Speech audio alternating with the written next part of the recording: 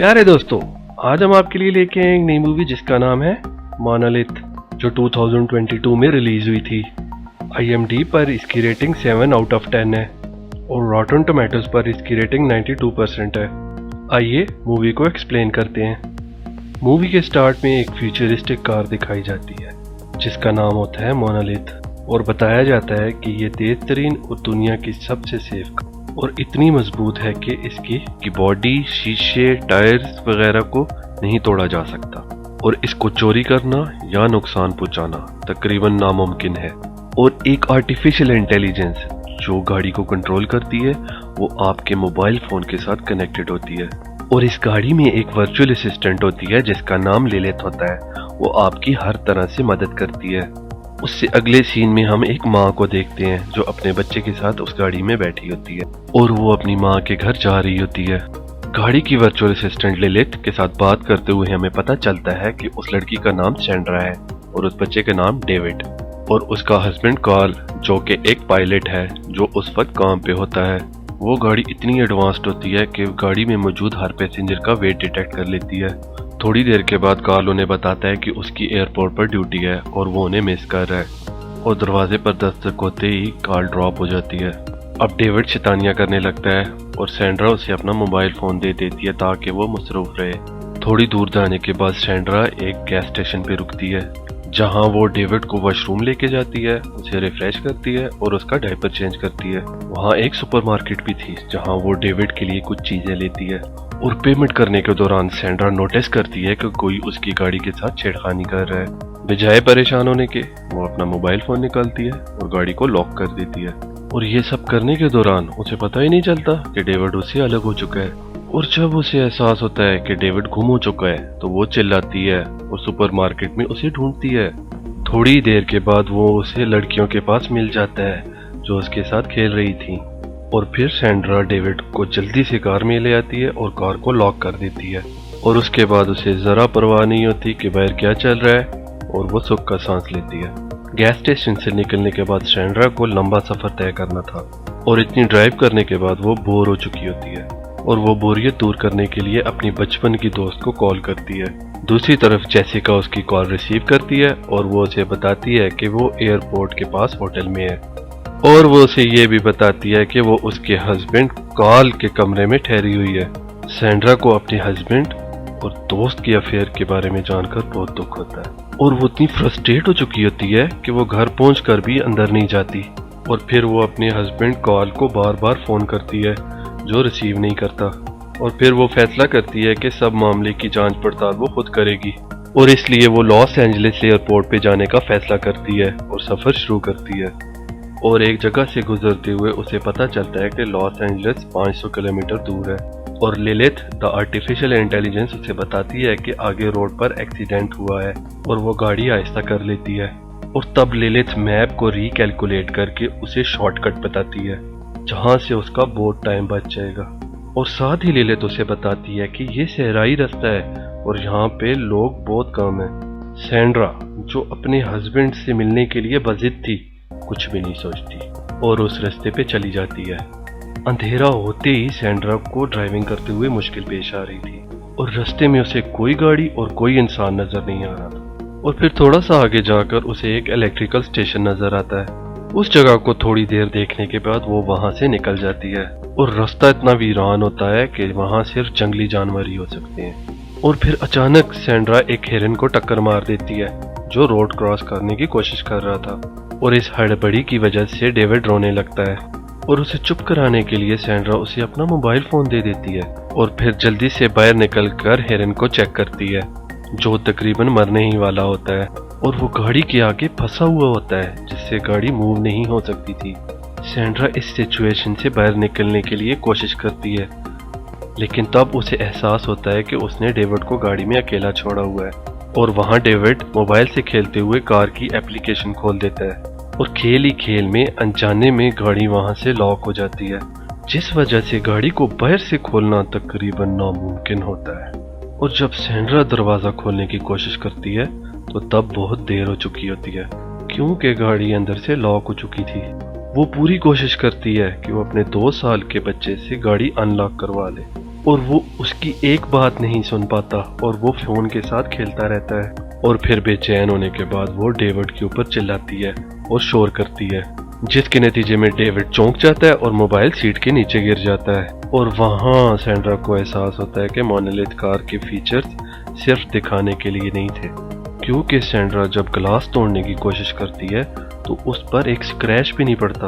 اور اسے سب کچھ کرنا بیکار نظر آتا ہے۔ اور پھر وہ الیکٹریکل اسٹیشن کی طرف چلنا شروع کرتی ہے جو اس نے پیچھے دیکھا تھا، اور کچھ دور چلنے کے بعد وہ وہاں پہنچ جاتی ہے اور فینس کے اوپر سے چڑھ کے اندر چلی جاتی ہے اور مدد کے لیے پکارتی ہے۔ اور پھر اسے احساس ہوتا ہے کہ یہ اسٹیشن تو بالکل خالی ہے، اور پھر وہ ایک کمرے میں جا کر ضرورت کا سامان اکٹھا کرتی ہے۔ وہاں سے اسے ایک سرچ لائٹ ملتی ہے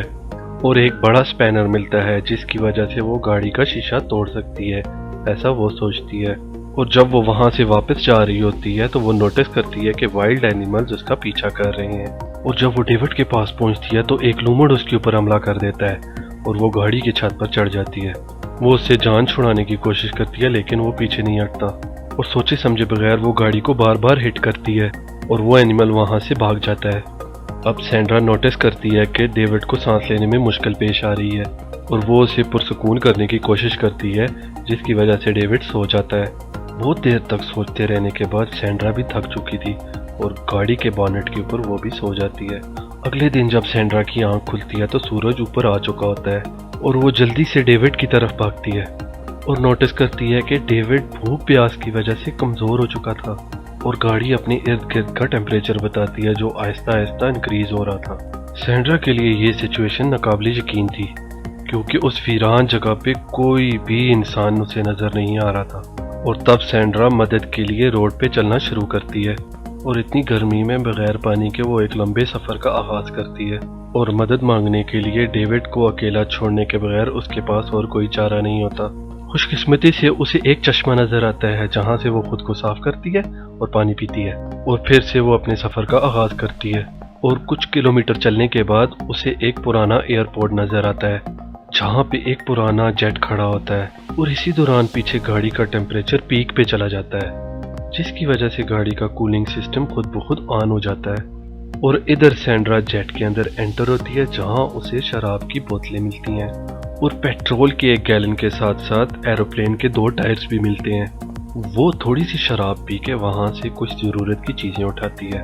اور پھر باہر ٹائر کے اوپر پیٹرول ڈال کر آگ لگا دیتی ہے تاکہ کوئی مدد مل سکے، اور پھر وہ گیلن ساتھ لے کے آتی ہے اور اس میں چشمے کا پانی بھرتی ہے اور جلدی سے اپنی گاڑی کی طرف سفر کا آغاز کرتی ہے۔ اگلی سین میں دکھایا جاتا ہے کہ سینڈرا گاڑی کے پاس پہنچ چکی ہے اور ڈیوڈ کافی کمزور ہو چکا ہے۔ وہ اسے بلانے کی کوشش کرتی ہے لیکن وہ اسے کوئی رسپانس نہیں دیتا، اور اندر گاڑی کا ٹیمپریچر بہت حد تک بڑھ چکا ہے اور کولنگ فین کسی کام کے نہیں رہتے، اور اپنے بیٹے کی یہ حالت دیکھ کر وہ گاڑی کی چھت کے اوپر چڑھتی ہے اور سارا پانی گاڑی کے اوپر ڈال دیتی ہے جو اس نے چشمے سے لایا تھا، لیکن اس کا کوئی فائدہ نہیں ہوتا، اور وہ سوچتی ہے کہ اس کا بچہ گاڑی کے اندر مر جائے گا، اور سپینر کے ساتھ گاڑی کو بار بار مارنا بے سود ثابت ہوتا ہے، اور پھر گاڑی کے باہر وہ آگ لگاتی ہے کہ دھوئیں کی وجہ سے شاید گاڑی کے دروازے خود بخود کھل جائیں، لیکن دھوئیں کی وجہ سے کولنگ فین چلنا بند ہو جاتے ہیں۔ یہ سب کچھ دیکھنے کے بعد وہ تھک ہار کر گر جاتی ہے، اور وہاں پہ اسے ایک خیال آ جاتا ہے کہ کارل اور وہ 1 سال کے بعد ایکسیڈنٹ والی جگہ پہ آتے ہیں جہاں اسے احساس ہوتا ہے کہ اس کی چھوٹی سی غلطی کی وجہ سے ڈیوڈ کی موت ہوئی تھی، اور وہ اس کا قصوروار اپنے ہسبینڈ کو ٹھہراتی ہے، اور پھر وہ کسی آواز کے سننے کی وجہ سے اٹھ جاتی ہے اور اسے پتہ چلتا ہے کہ یہ خواب تھا، اور رات والا جنگلی جانور اس کے سامنے کھڑا تھا۔ وہ گاڑی کے اوپر چڑھنے کی کوشش کرتی ہے لیکن گاڑی بہت گرم تھی اور گاڑی کے نیچے گھس جاتی ہے،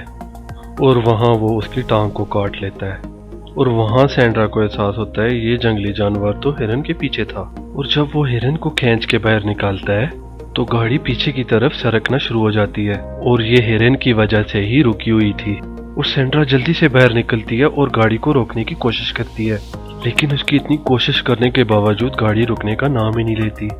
اور وہ کھائی میں گرنے کے قریب ہی ہوتی ہے کہ ایک پتھر کا ٹکڑا اس گاڑی کو روک لیتا ہے، اور چٹان پر بیٹھنے کے بعد اسے گیس اسٹیشن پر وہ کارٹون یاد آ جاتے ہیں جو اس نے وہاں دیکھے تھے، جس میں ایک کتا ڈائمنڈ حاصل کرنے کے لیے ایک سیف کو پہاڑ سے نیچے پھینک کر توڑتا ہے، اور تب سینڈرا بھی کار کو نیچے پھینکنے کا سوچتی ہے کہ شاید ایسا کرنے سے ایمرجنسی لاکس کھل جائیں، वो नताइज के बारे में बखूबी वाकिफ थी, लेकिन इसके अलावा उसके पास और कोई चॉइस नहीं थी। और तब वो स्पैनर के साथ वो पत्थर तोड़ती है जिससे कार रुकी हुई थी। पत्थर हट जाने के बाद वो कार को धक्का देती है, और जब गाड़ी हवा में होती है तो उसका आर्टिफिशियल इंटेलिजेंस समझ जाता है कि गाड़ी गिर रही है, और उसका सिक्योरिटी सिस्टम ऐसा डिज़ाइन किया गया होता है कि एक्सीडेंट होने के बाद अगर गाड़ी अंदर से लॉक्ड हो तो वो ऑटोमेटिक अनलॉक हो जाती है, ताकि रेस्क्यू करने वाले बाहर से आराम से अंदर आ सकें। जितनी जल्दी गाड़ी ज़मीन के साथ टकराती है उतनी जल्दी सैंड्रा पहाड़ से नीचे आती है और कार के पास जाती है, और ऐसा लगता है कि किसी ने गाड़ी को ऊपर से उठा के नीचे रख दिया हो, क्योंकि गाड़ी को कुछ भी नहीं हुआ था। गाड़ी के दरवाजे अनलॉक्ड हो जाते हैं और वो जल्दी से डेविड को बाहर निकालती है और उसके कपड़े उतार कर उसे छांव में ठंडा करने की कोशिश करती है। वो काफी कमजोर हो चुका था। सैंड्रा जल्दी से उस जगह को छोड़ना चाहती है। उस गाड़ी में बैठने से पहले गाड़ी के सारे फंक्शन रीस्टार्ट हो जाते हैं और वो लिलिथ को क्लाइंब मोड पे गाड़ी को सेट करने का कहती है, और फिर वो गाड़ी पहाड़ पे चढ़ना स्टार्ट करती है। और वो गाड़ी ऐसी मुश्किल जगह पे ही चलने के लिए बनी थी, और वो आराम से रोड के ऊपर आ जाती है, और वो वहाँ से सबसे पहले हॉस्पिटल जाने का फैसला करती है। और मूवी के आखिर में हम देखते हैं कि सैंड्रा और डेविड हॉस्पिटल में होते हैं, जहाँ पे डेविड का बेड उसके बेड के पास पड़ा होता है,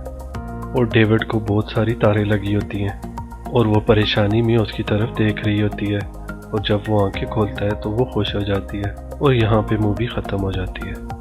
प्यारे दोस्तों, ऐसी और भी वीडियोस देखने के लिए हमारा चैनल सब्सक्राइब करें और अपनी कीमती राय से ज़रूर आगाह कीजिएगा। शुक्रिया।